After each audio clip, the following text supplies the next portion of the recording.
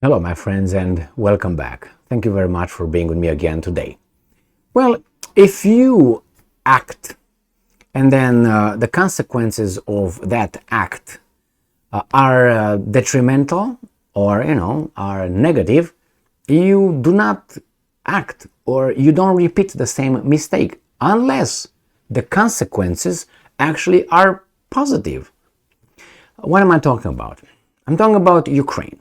Now, Russia said we are starting our special military operation, however you want to call it, in Ukraine because NATO is going to be too close to us. You guys want to plant a military installation next to our country. We told you for national security, we can't allow that to happen. You like it or not.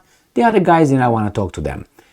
Russians also told them, well, you got here some Nazi elements in Ukraine, and we want Ukraine to be neutral.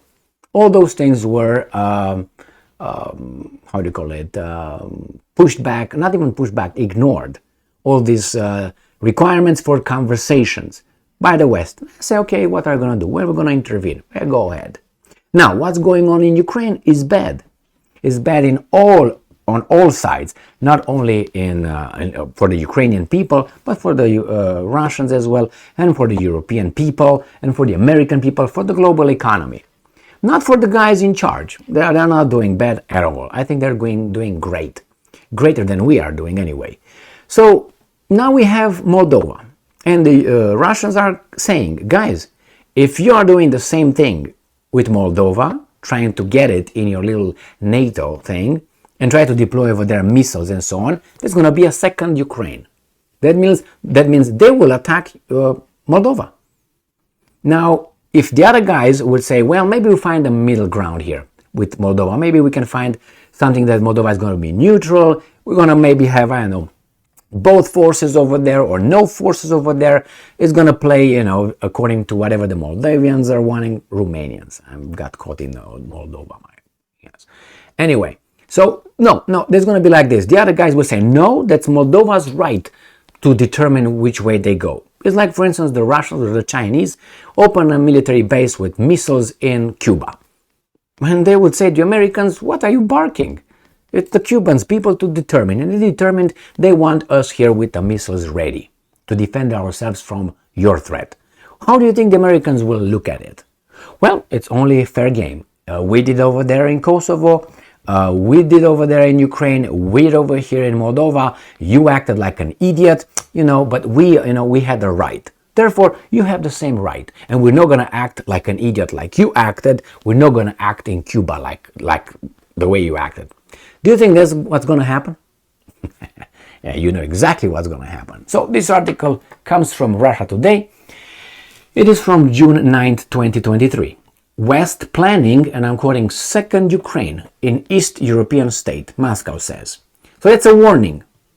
If you are trying to get this weasel into whatever happened with this weasel, then we're going to do the same thing. Now, if that was a bad move from the Americans, they would probably try a different way. If what happened in Ukraine is a good move by the Americans, then they will ignore it, as they ignored Ukraine. And we're going to have another Ukraine in Moldova. Moldova's government is walking along the same path of escalation as Kiev did, Deputy Foreign Minister Mikhail Galuzin claims.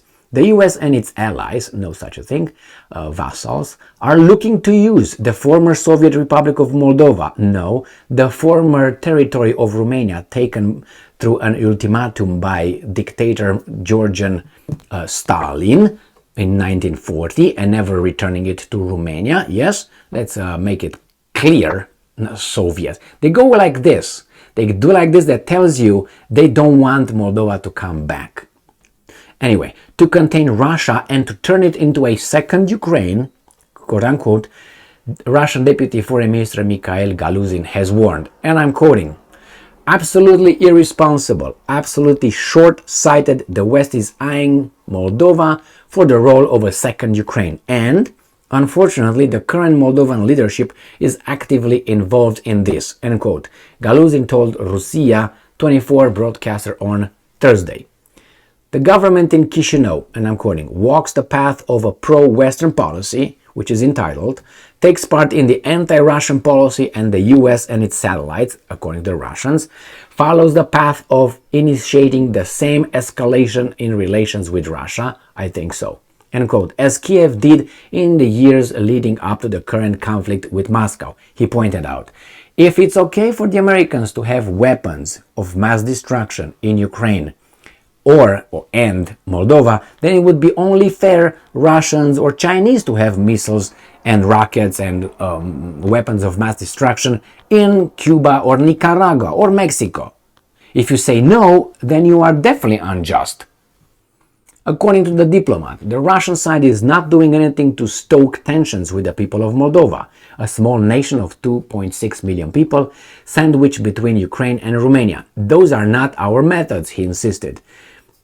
In May, the EU launched a partnership mission in Moldova under its common security and defense policy, which the proclaimed aim of helping the country with crisis management and tackling hybrid threats. The bloc's foreign policy chief, Joseph Borrell, not very smart, said the move was necessary to the continued Russian attempt to destabilize Moldova with hybrid actions. Possibly, probably. So, and then we have the desire for these guys to probably, here, Russian threat, but Russia should not perceive any threats from anybody else. And the other thing is, in late May, NATO said it had mutually beneficial relations with Moldova, as the US-led military bloc has been helping the country, and I'm quoting, with efforts to reform and modernize its defense and security structures and institutions, end quote. NATO also described Chisinau as a valued contributor to the NATO-led peacekeeping force in Kosovo, where 40 Moldovan troops are deployed. All right, well, if things would be as they claim they are, just, and we have a set of international laws of conduct, and then a lot of things would be clear to say, okay, you can't do this, or you can do this, you can't do this. The problem is it's not like that, because certain countries ignore certain provisions or certain international laws just because they can. And I can give you Yugoslavia, 1999, an example of that, and not only. The problem is here, the Russians now say, wait a minute, we feel threatened. And the other guys seem to not care.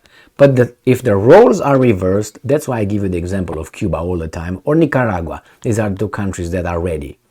Then I guarantee you the United States will use a different set of rules and the feelings that only they can have and own. The other ones cannot employ those kind of feelings of being threatened. Or no, just we can. Only we have national security threats against us. All over the world, if you look, US has everywhere national interest. Everywhere are threatened internationally. Everywhere, like the planet is theirs. Like this is theirs. That's how they think. But no other country can say the same thing. In Kosovo, let's say China says, well, that's a national threat for us. We got to bring over there troops and intervene and change the Kosovo and bring it to Yugoslavia, to Serbia. What if they say that? These guys are going to laugh and say, what are you talking about? They're going to become real.